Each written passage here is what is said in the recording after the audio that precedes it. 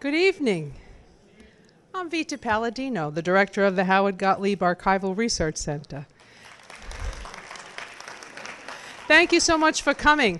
I'm very impressed with the size of this audience, given the fact that something important is happening down the road on Commonwealth Avenue. I see who's loyal now. I'm taking notes.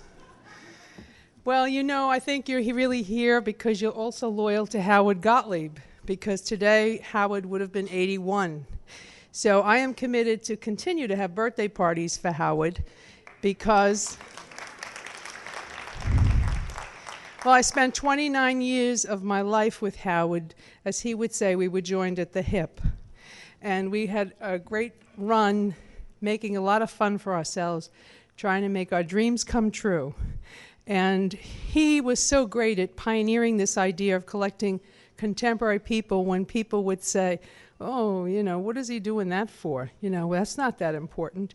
And he knew exactly what he was doing. He was making comprehensive archives and bringing important public figures to the campus.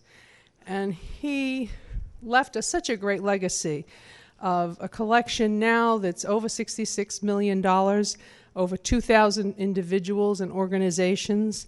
And we are still growing and thriving and working on having student programs to bring our public figures here so that they can pass on the keys to the youngsters. In the arts, it's a difficult field. Howard was so devoted to people who were creative and who gave of themselves in fields of journalism, film, even public figures like good old Martin Luther King, you know. I mean, he gave his life. And people who did acting, directing, producing, writing, playwriting, and he really admired these people. And I always quote one of my mentors, Phyllis Curtin, who taught me that history is recorded by our arts. To me, it's the most important quote and creed that we should live by, and we must be so supportive of the arts. Tonight, we are so lucky on this occasion to honor Howard, to have two individuals, along with another collectee, who has also contributed greatly to theater and the arts, three very distinguished people to provide a program, or present a program to you, and let you have a window into what it's like, their challenges, their successes, their trials and tribulations. And at the end, we will have a Q&A. I just want to say, we all know Howard was a dear friend to all of us, and we miss him dearly. He was a great man, and we wish him a happy birthday. It's a good time to turn off your cell phones, if you haven't already. It is my honor to welcome the distinguished actress and arts administrator, Jane Alexander, and actor and producer, director, Ed Sherin. And to tell you about the format of tonight's program, they will be interviewed about their lives and careers by a member of the Theater Hall of Fame and collectee of the Howard Gottlieb Archival Research Center, Robert Brustein, founding director of the Yale Repertory and American Repertory Theater Company. He has supervised 200 productions, probably more. Who can count, is the author of 13 books on theater and society and has won numerous awards both nationally and locally.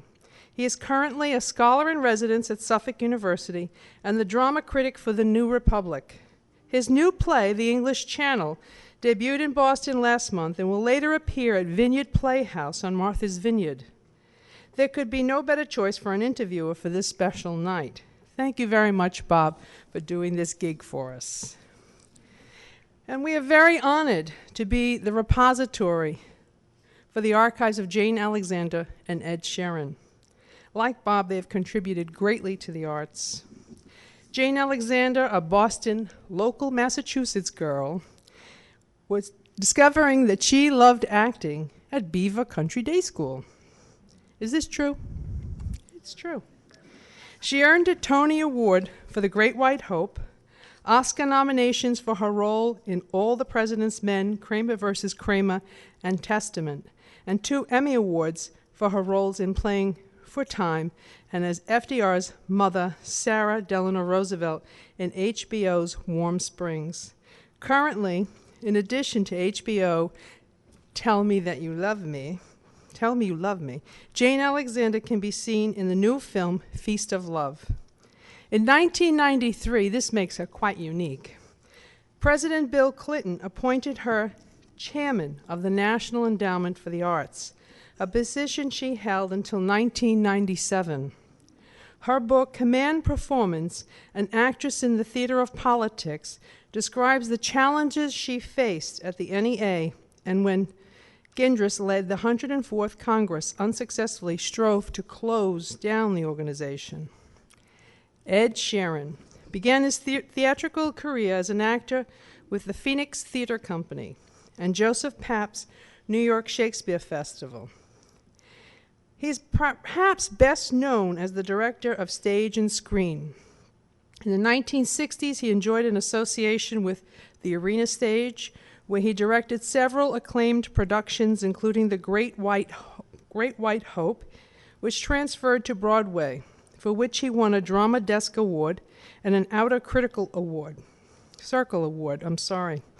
Other notable Broadway credits include the 1975 revival of Sweet Bird of Youth and the 1992 production of The Visit, starring his beloved Jane Alexander, in addition to directing feature films. Ed Sherin has enjoyed a long and distinguished career in television, directing episodes of Moonlighting, Dougie Hauser, MD, Hill Street Blues, and L.A. Law, among many others. From 1993 to 2000, he served as a producer and director of the Emmy Award-winning drama series Law and Order. In 2002, he received the Robert B. Aldrich Achievement Award from the Directors Guild of America, where he serves as second vice president on the National Board of Directors.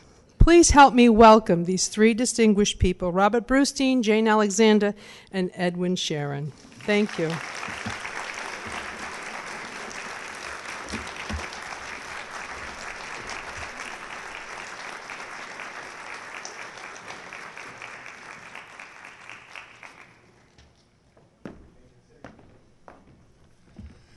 Thank you, Vita. I'm just going to say a few words in introduction to these two fine people before we sit down and let them discuss their careers. Jane Alexander and Ed Sherin are one of the splendid theater couples in a pantheon that has included Anton Chekhov and Olga Knipper, Harold Klorman and Stella Adler, Guthrie McClintock and Catherine Cornell, Robert Whitehead and Zoe Caldwell, Jean-Louis Barrault and Madeleine Renaud, Laurence Olivier and Joan Plowright, Peter Brook and Natasha Parry, and David Mamet and Lindsay Krause, and later Rebecca Pidgeon, among many other theatrical husbands and wives. In most of these pairings, the husband was a director or a playwright, and the wife an actress. And some cynics might ask whether the marriage bed was not a kind of connubial casting couch that enabled an ambitious actress to secure more substantial roles. The answer is that almost all of the theater wives I have named were already great artists of the stage before they married, and so was Jane Alexander. A native of Brookline, she has won Tonys and Emmys and Academy Award nominations, having first come to wide attention playing the female lead opposite James Earl Jones in The Great White Hope in 1967, first at the Arena Theater in Washington and later on Broadway. And her director there was Ed Sherin, whom she married 8 years later. And when Ed took over the Hartman Theater in Stamford in 1980, he became her director there as well. How many of you remember Jane's splendid Hedda Gabler here in 1981 at what is now called the Huntington Theater, when Ed brought his company from Stamford, Connecticut to Boston University to become the second major theater taking up residence in this area. Since the Howard Gottlieb Archival Research Center is a BU institution, I won't mention the name of the other major theater except to say it is currently occupying the lobe at Harvard. Like all good directors, Ed Sherin is a good actor, too, but it is as a producing director of a major theatrical institution that he is popularly identified. On the other hand, you can't pigeon Jane Alexander in any single function. She has performed some wonderful roles on stage and in the movies, quite often cast as political figures, for example, as Eleanor Roosevelt in Eleanor and Franklin, and as Eleanor's mother-in-law, Sarah Delano Roosevelt, in the HBO Warm Springs. To play your own mother-in-law is an act of supreme courage, requiring the highest diplomacy. And perhaps in recognition of Jane Alexander's diplomatic gifts, President Bill Clinton cast her as chairperson of the National Endowment for the Arts in 1993, a part she played for 4 tumultuous years.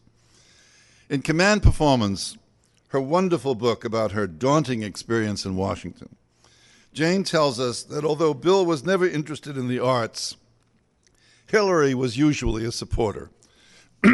Let's hope that support continues when she cleans out the Bush White House and assumes office there in 2008. It is sadly needed in this dispiriting time. Jane's tenure at the NEA was a history of continual frustration for her. She managed to charm such paleocons as Jesse Helms, Orrin Hatch, and Alan Simpson, but she could never manage to persuade the Congress of the value of the arts, much less of the need for supporting controversial grants. And when President Clinton finally answered her calls, she couldn't persuade him either to overturn the content restrictions that were killing the NEA. According to her book, Jane left the job a sadder woman, but a much wiser one, her idealism shaken but not destroyed. What bureaucracy lost, the stage regained, because for the first time in 4 years, she was able to act a role that was not under the direction of Newt Gingrich. To have the papers of Jane Alexander and Ed Sherin at the Gottlieb Center is a great boon both to theater scholarship and to social research. At the least, we will learn a lot more about how Jane prepared for her parts, how she electrified audiences, and how she charmed politicians. And we will learn a lot about how Ed prepared for his productions, perhaps about why we lost the pleasure of the Hartman Company's company after only 1 year in Boston. It is a pleasure and a privilege for me to welcome the remarkable Jane Alexander and Ed Sherin to a theater archive that first Howard Gottlieb and now Vita Palladino have made into the best in the country.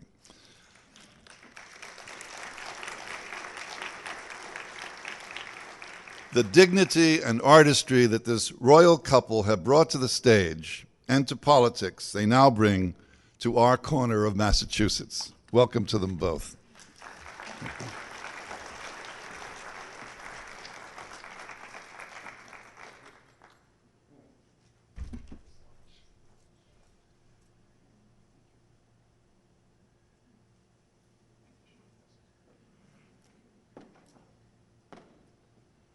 Okay.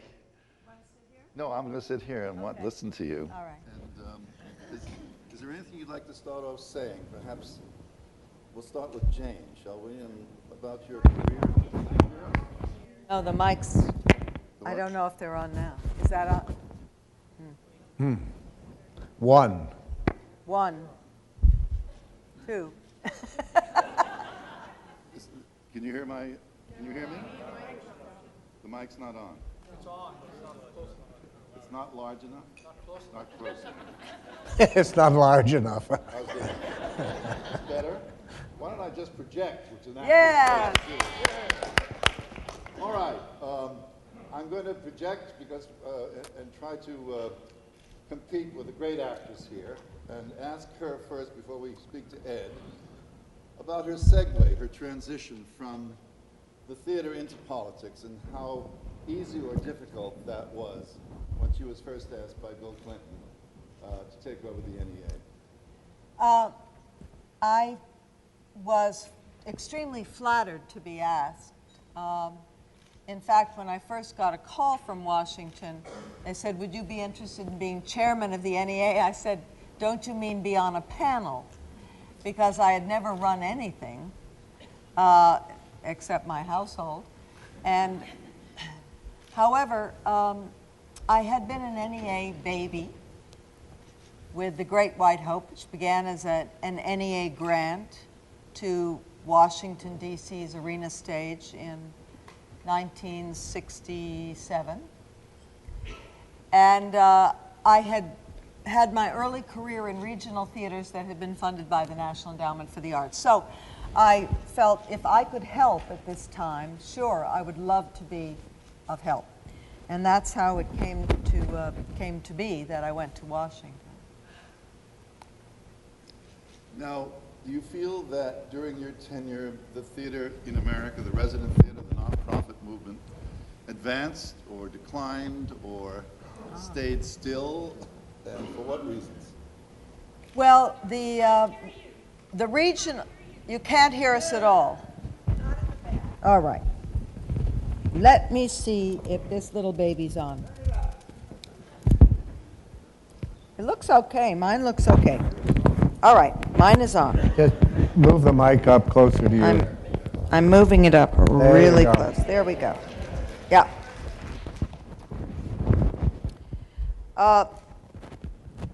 The National Endowment for the Arts really was an unqualified success in that it was founded in 1965 under President Johnson and really was interested in decentralizing, let's just talk about theater, the theater in the United States. So we went from a handful of theaters in 1965 to, by the time I became chairman, 440 in 1993.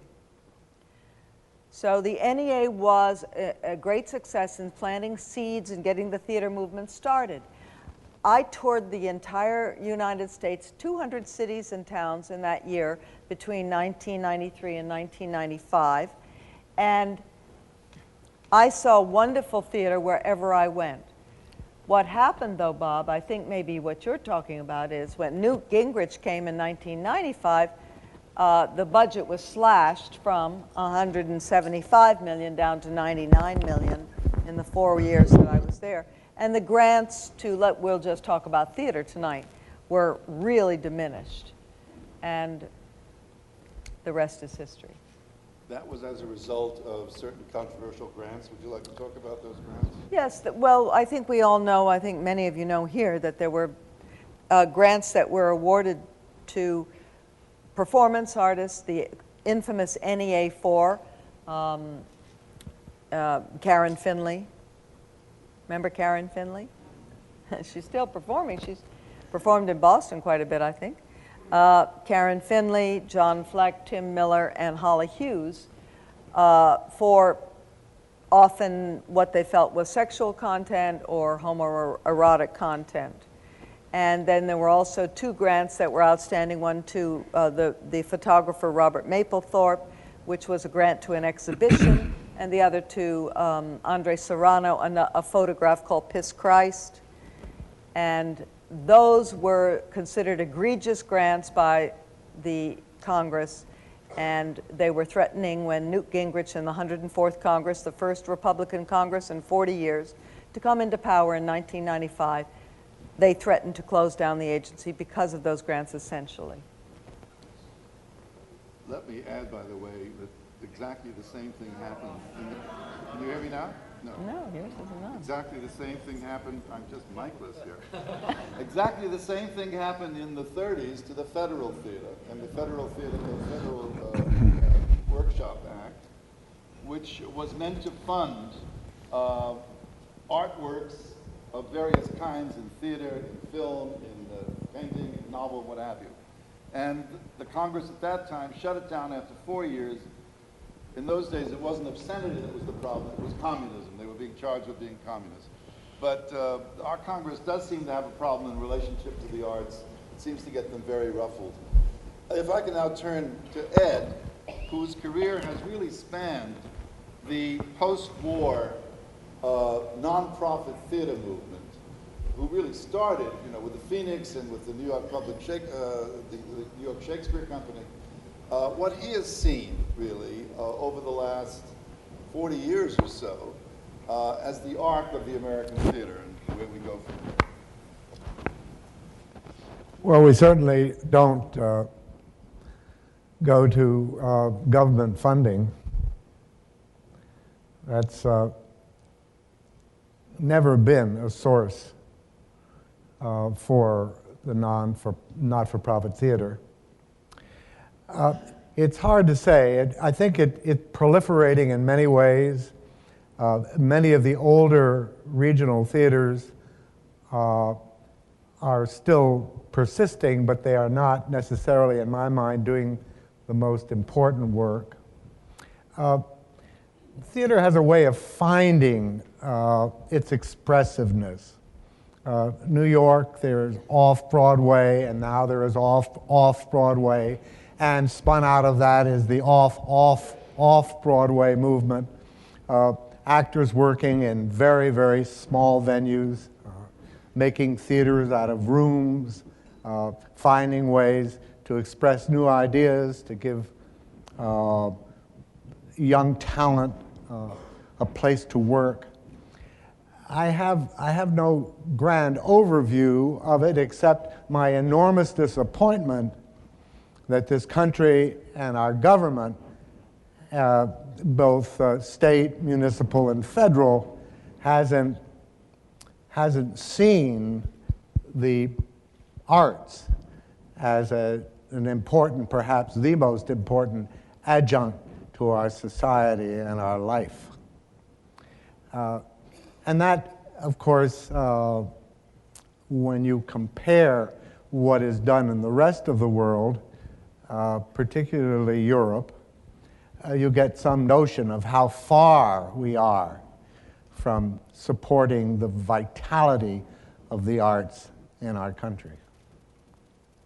I don't know if I've answered your question, but... Well, you've certainly answered part of it, and you've also, I think, suggested that any country that can't support a universal health system certainly is not going to be in a position to serve the arts as well. Mm-hmm. It was Bernard Shaw who said that our souls need food as much as our bodies, and a lot of people are not getting the food either for their bodies or for their souls. And I think it's contingent really on all of us to put pressure on wherever the power centers are to make sure that these two foods are available to the majority of Americans. Mm. Yeah. Let me ask you a personal question. Ed, you've directed Jane many times. What is it like to direct your own wife in a play? Well, I've directed many other wives, so I would... Directing Jane has always been the easiest task. She's a brilliant actress. She solves her own problems if she's left alone. So I generally stay out of her way. And when I don't, as for example, when we were rehearsing Six Rooms River View, a comedy on Broadway with our dear and departed friend Jerry Orbach. We got into an argument while I was driving down a freeway going 65 miles an hour about a moment, rather irrelevant as far as I was concerned, but Jane took umbrage.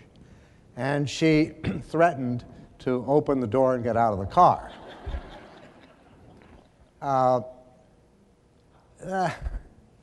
There have been moments in our relationship that have been spicy, but I would say that directing Jane is a joy. It's not a job.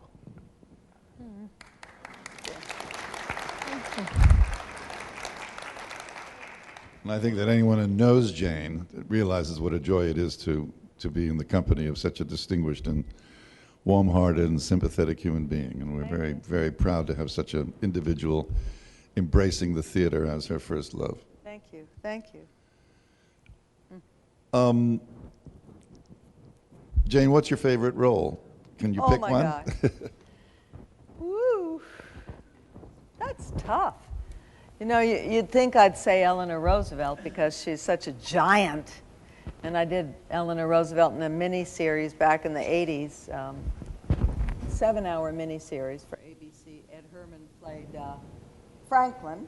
I can hear I'm not being mic'd either. So, I loved Calamity Jane, also in the films. I loved The Great White Hope, although she was a very depressed person and she ultimately committed suicide. But the whole experience of playing The Great White Hope on Broadway at the height of the Black Power movement in 1968 with James Earl Jones playing the character Howard Sackler wrote as Jack Johnson, the first heavyweight champ, literally, black of the, in the world, 1910. Was exhilarating. Our audience went in 1 year from 95% white to about 80% black at the end of the year. And the way they perceived the play and the way they perceived me as his mistress was totally different. When I had killed myself and James Earl broke down over my body, the white audience was extremely sympathetic and the black audience cheered. It was a very wonderful, interesting, riveting time to be in the theater in New York and at the height of the civil rights movement. So, 67. How long was that after Martin Luther King had been killed? well, the play opened in 68 and then played for a couple of years. So that was 1968. I think he was gone. Yeah. Same year. Yep. Bobby Kennedy. And Jack. Yeah. And now we have to worry about Benazir Bhutto, and we have to worry about Hillary Clinton. We have to worry about anybody who seems to want to bring something new and dynamic and change to any society. Somehow they're food for assassination. Yeah. Let's hope not. Ed, can you tell us something about the difference between directing in the theater and directing in film and directing in television, all of which you've been a triple threat at? Oh, well, I mean, on the face of it, they're different, but I think directors are problem solvers, basically. I think they're enablers. And by that I mean you find a way to help the artist define what they're doing to be the best they can be. So in any form, the problem seems to reduce itself to that. It's understanding what your function is. And in my mind, a director is not a despot, he's not a martinet. He's one of a creative team. He has enormous power because he is the director, and he needs to use that power judiciously. So I would say that from that aspect, there is no difference. In directing theater, you have the establishment of an extended family. And you grow very close during the rehearsal period and through, if you're lucky, the run of the play. And there's something immutable about the connections that people make. They're very personal. And in some instances, they're lifelong. In film, it's somewhat different because very often someone can be in one part of the film and never meet someone from another part of the film. So there is no company sense.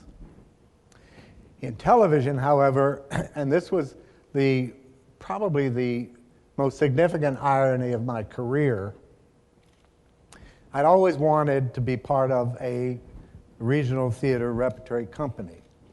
The idea of company was very important to me, and that was by virtue of some very early experiences I had with the Berliner Ensemble primarily. The desire to find an identity, to have a group of actors that worked in a similar way, that had similar goals, artistic goals. That was never achieved and tried, I might add, at the arena stage for many, many years through the valiant efforts of Zelda Fitzhandler, who is a brilliant theoretician and director. But it was not until I became the executive producer of Law & Order and spent 8 years that I finally found a company in the shark-infested waters of commercial television. We found a way of work. We found a voice. We, at least during my tenure, did programming that was controversial and important. Programming that couldn't be done in feature films, by the way. We addressed every major social and political issue available. And those were halcyon days for me. And it was a great surprise. I don't have anything more to say. I think that's a marvelous point, actually, that you do find company in television shows. I think of The Wire, for example, or The Sopranos, even though they're doing the same play over and over again, or versions of the same play, that is a company. Yes. And it acts beautifully because it is a company. Yes. And I think we all regret the loss of companies in this country because I teach a course in resident theater at the ART. And the great theaters, Group Theater, the Federal Theater, the Mercury Theater, the Arena Theater, the Guthrie Theater, these theaters began as resident companies in which actors played a great variety of roles, small roles, large roles, but lived together, worked together, and more importantly than that, the audience was part of the company. The audience really was the last actor to join the company when the show opened. And the audience treated the company as if they were members of the same family. And that growth together between the audience in the house and what was on the stage was something that really filled me with such exaltation when I saw it that I felt there's no other way to perform in the theater except that way. And yet, how many companies are there left in this country? It's a disgrace that the theaters have let the companies go. And again, we know the reasons. There is not sufficient funding, there's not sufficient subsidy. Forgive me for making speeches, it's really not my evening. No, I totally agree with you. When I first went to Arena Stage and we were part of a company and it was due to NEA grants, Rockefeller grants, Ford Foundation grants, that we had a wonderful company for 3 years, and sometimes it was in repertory. And that was even more exciting. You do one play one night and you do another night. I know the ballet world still has that. The dance world to some degree. Opera world. Opera world, but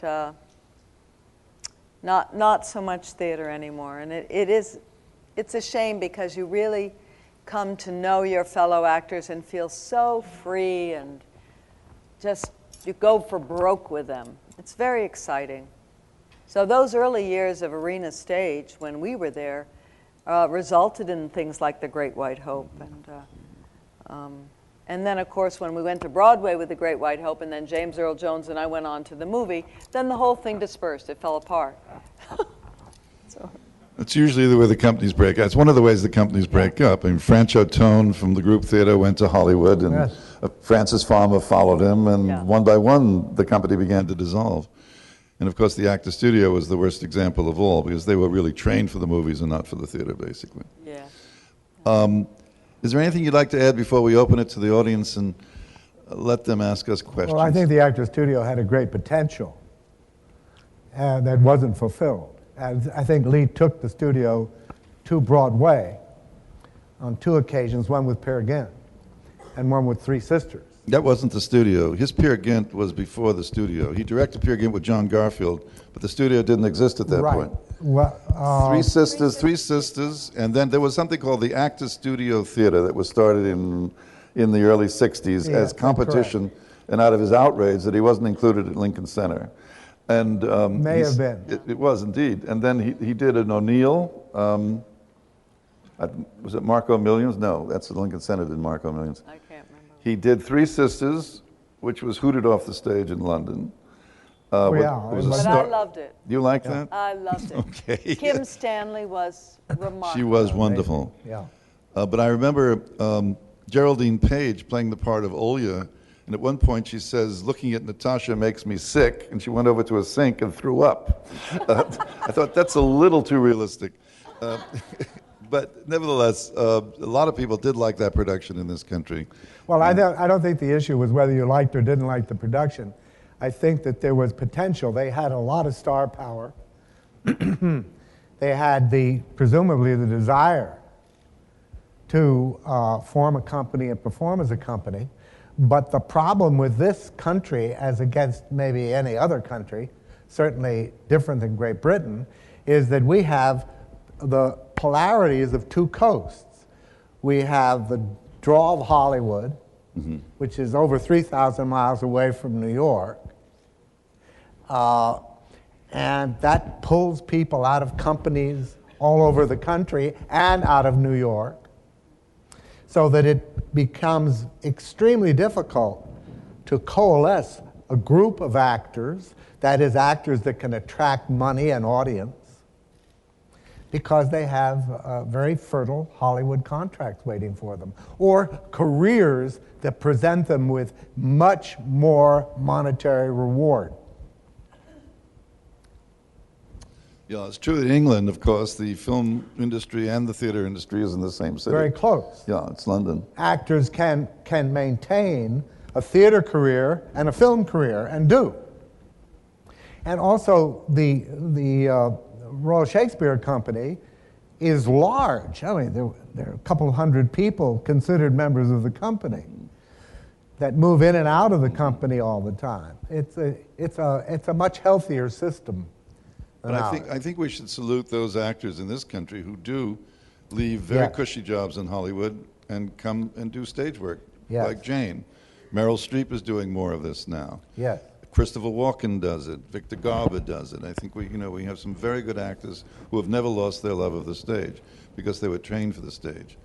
But if I can disagree with you for a moment about the actor studio, I think that method ultimately was a method for movies rather than for the theater. It was based on personal examination, which is what you do in front of a camera, rather than leaping out of yourself into a character. I have no argument with you about that. I don't support Lee's methods for stage acting at all. However, I know what the objectives were at the studio. And that's the only point I'm talking to. Not to the excellence of whatever work they might or might not have done on the stage. Anything else you'd like to add before we turn it to the audience?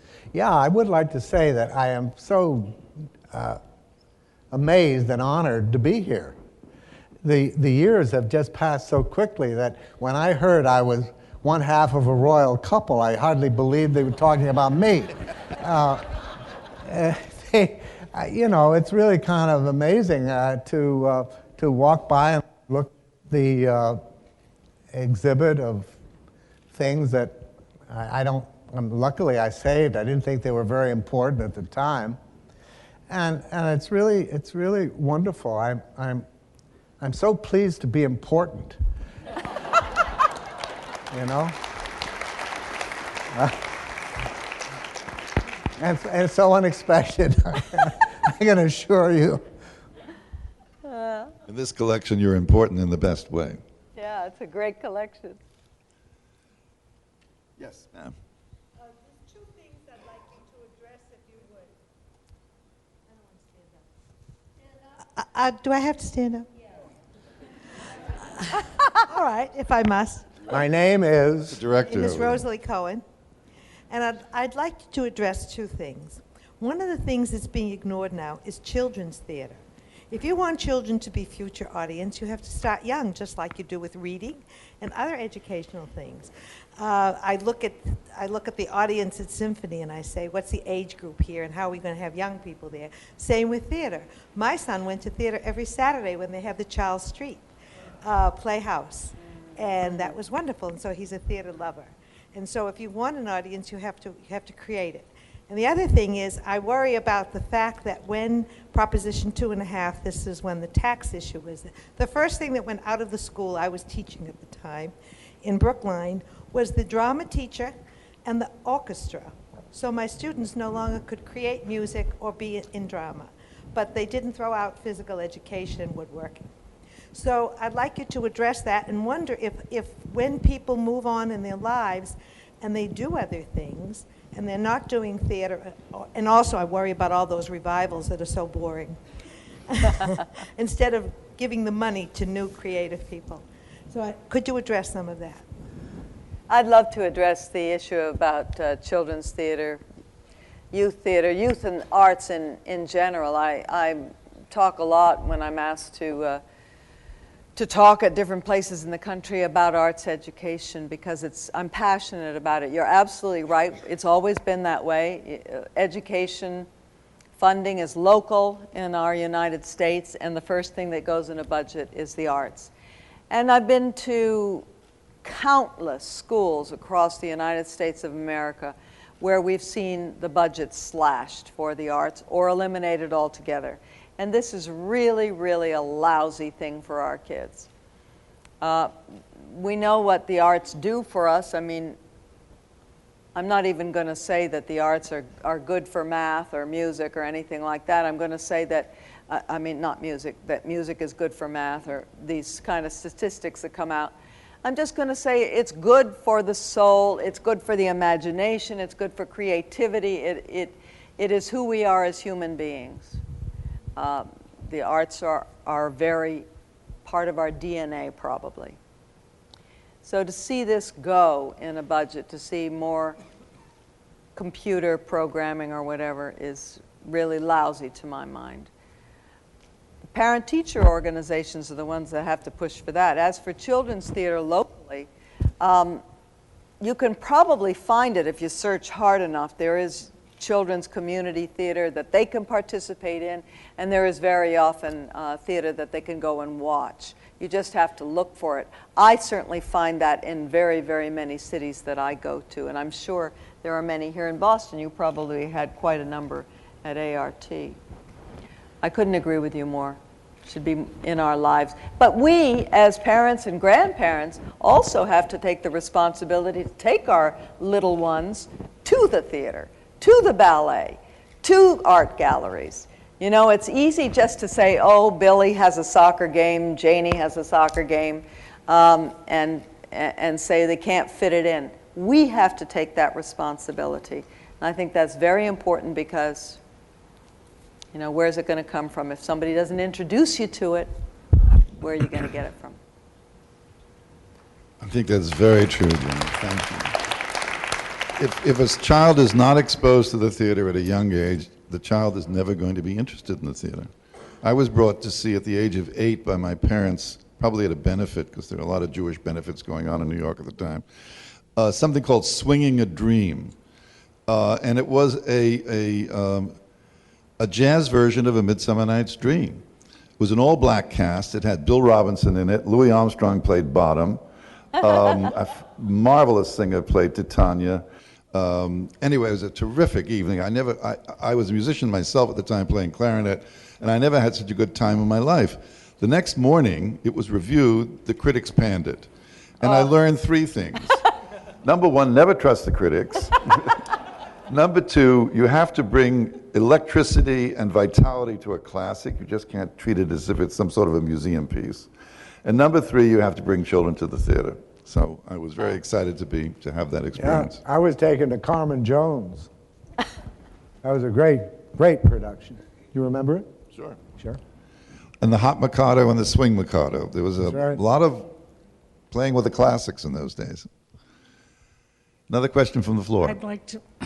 I'd like to ask of all the candidates that are running for president, is there any one candidate that shows any kind of leaning towards the arts for our country? Well, Jane probably knows a lot of those candidates. Would you like to answer that question? Well, certainly when I was at the NEA, Hillary was a staunch supporter. And you may know that she, I couldn't get Congress interested in millennium projects. I said, you know, there's a big birthday coming up here. It's called the year 2000, guys. Let's celebrate it. But they were busy wrangling among themselves, so we never got any money. But what Hillary did do is turn that into Save America's Treasures. And you can go, I think there's more than 250 America's Treasures now that Hillary Rodham Clinton has visited and put the federal money behind. And they're very worthy landmarks in our United States of America. So I know Hillary's a great supporter of the arts. I fought with Giuliani about the Brooklyn Art Museum contretemps. Some of you may remember that there was this visual artist whose parents from Niger or something like that in Africa, and he had put elephant dung on.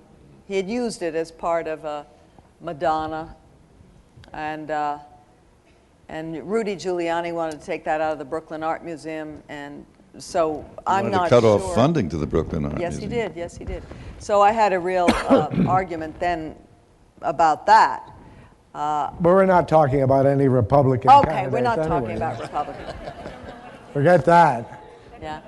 I don't know about Barack Obama, but he comes from the wonderful city of Chicago, which is replete with culture.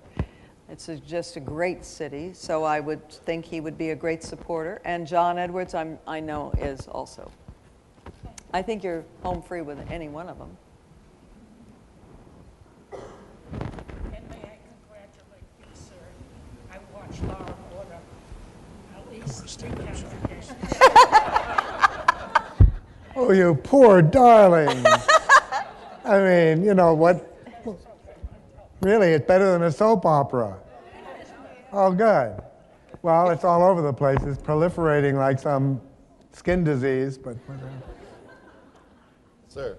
Getting away from politics a little bit, one of you, and I think it was Ed, mentioned the importance of bringing the audience into the show. That's the extra cast member of the show. And then it was Robert who said something about The Wire.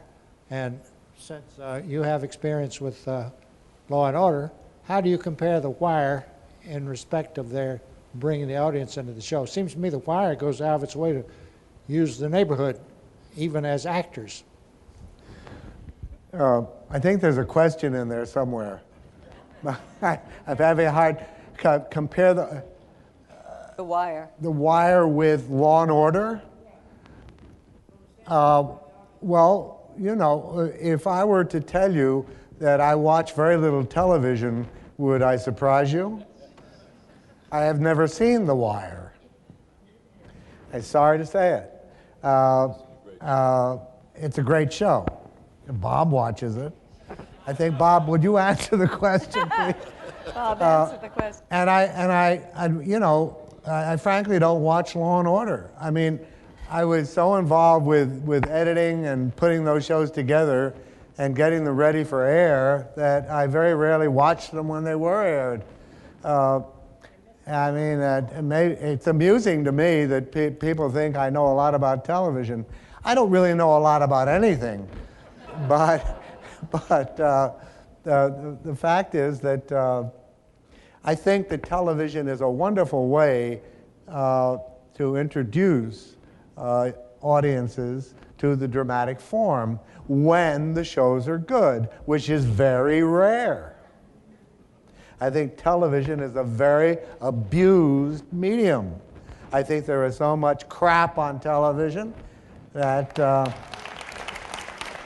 you know, I don't even like to grace it by talking about it. However, There is something on television this evening that I want to watch. In case you're interested. Wouldn't you rather see it live? Any other questions? Yeah. Yes, ma'am. I was interested in your account of how the audience changed during the Great White Hope. And we know how Othello with Paul Robeson preceded that by quite a few years. But I'm interested to hear from you what your experience was with racism during that production. Good question. That's a good question. Well, during the Great White Hope, it was tough because I received all kinds of hate mail from white bigots mostly, and death threats and all kinds of things. Very interesting. I just did a movie in which I was part of an ensemble, and I played Morgan Freeman's wife. It's out now, called Feast of Love. There is not one mention in the movie of the fact that we're an interracial couple. Not one. And so I remarked on this to a friend. I said, you know, this is very interesting. 30 years ago, when I was performing with James Earl Jones, we were vilified. We were the first couple to kiss on stage and be in a bed on stage. Together, same bed. Interracial. Same bed, yeah. And then now, 30 years later, here I am with Morgan Freeman, and there is not one mention in this film. So there has been some progress. We're not, you know, we have a long way to go maybe, but there has been progress. It was tough back then. Yeah. Oh, one could argue about the amount of progress, but I don't want to get into that. No, if you have an interracial couple in a major Yeah, movie, well, Morgan, nobody's talking about the fact that there's a black woman, you know, I mean, black man and a Morgan white. Freeman is practically an icon as a Yeah, Morgan performer. Freeman is God. He's played God You know, twice. so Maybe. Gets I away mean, I with don't want to get into the issue, but I don't agree. I'm not a sanguine, if that's the right word, about the progress of race relations in this country at all. I think it's a racist country myself, but that's my personal opinion. You know. Michael Duncan Smith. I'm a graduate student here at BU. Mr. Sherin, you said earlier that the government has never been the source of non-for-profit theater, and that theater will find a way. Ms. Alexander, would you mind commenting on this in regards to your experience? Well, as I said, when the NEA was founded, it really was founded with the intent of decentralizing the arts from the big centers of New York and Los Angeles primarily into all areas by seeding them, by nurturing them. And it was successful, I think. I've arguably visited more cities and towns in this country than perhaps anybody else. I think I'm up to like 250 that I've spent time in examining this, particularly when I was chairman of the NEA. And the arts are everywhere now. They are everywhere. And the number of theaters is not decreasing, it's increasing. What I'm concerned about now is quality. I'm concerned about that we have visionaries, really, really interesting people doing very interesting artistic work. I'm not sure that that's the case. We should remember one great historical moment in this country, and that was in the 30s, and it was called the Federal Theater. And it was started by Harry Hopkins, who was a member of Roosevelt's cabinet, and it was an effort really to put unemployed people in the arts to work. Mm-hmm. And in the theater, they identified a person named Hallie Flanagan Davis, who was really one of the great figures in American theater. And in 4 years, it only lasted 4 years, she did the following thing. She totally decentralized the American theater. She created theaters all over the country. There was something like 400 of them. There was a so-called Negro unit in Harlem, which later the Mercury Theater, Orson Welles directed a great voodoo Macbeth up there. they did living newspapers, which was actually the early version of the March of Time, in which you took a particular issue like agriculture or housing or deserts, and you created a play out of it. And this thing was really coasting along, doing one brilliant thing after the other. Playwrights like Bernard Shaw and Eugene O'Neill, Sinclair Lewis were giving her plays for free because they were so proud and excited by what she was doing.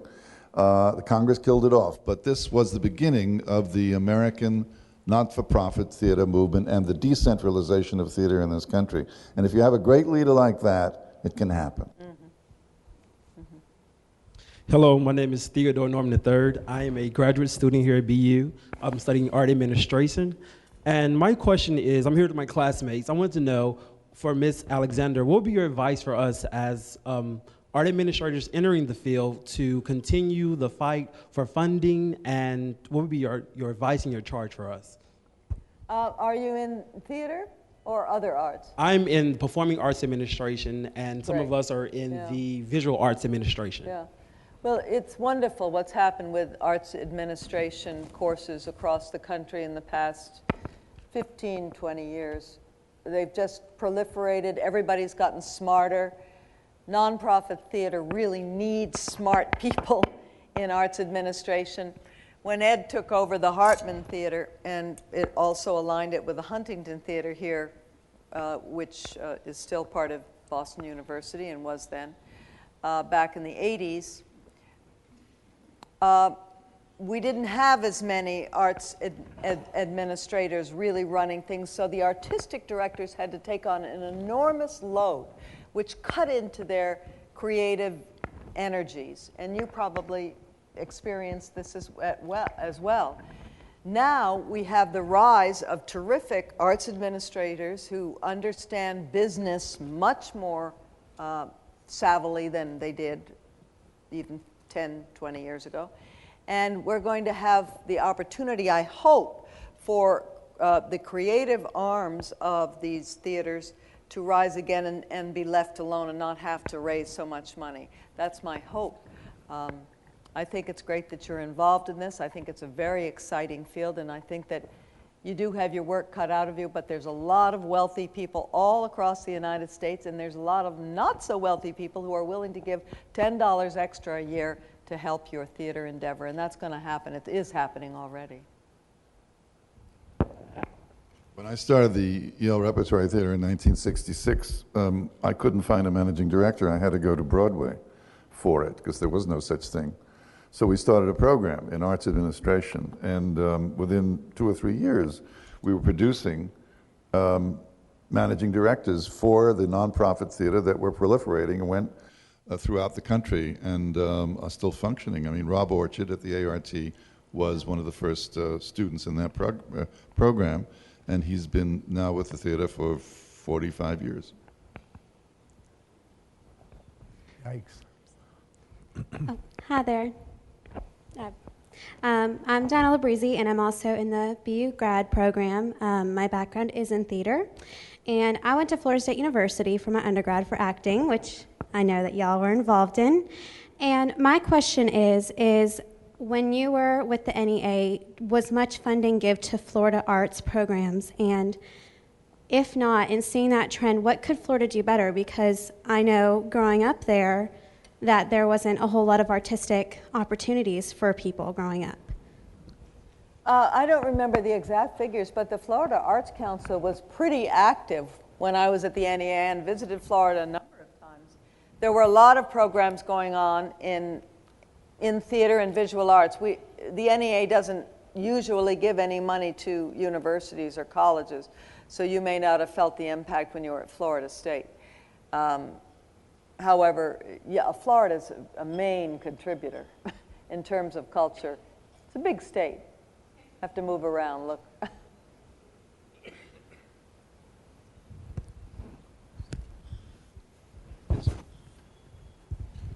Excuse me, I'd like to add a little local touch to this function. My wife, Smokey Bacon, and I were able to interview interview.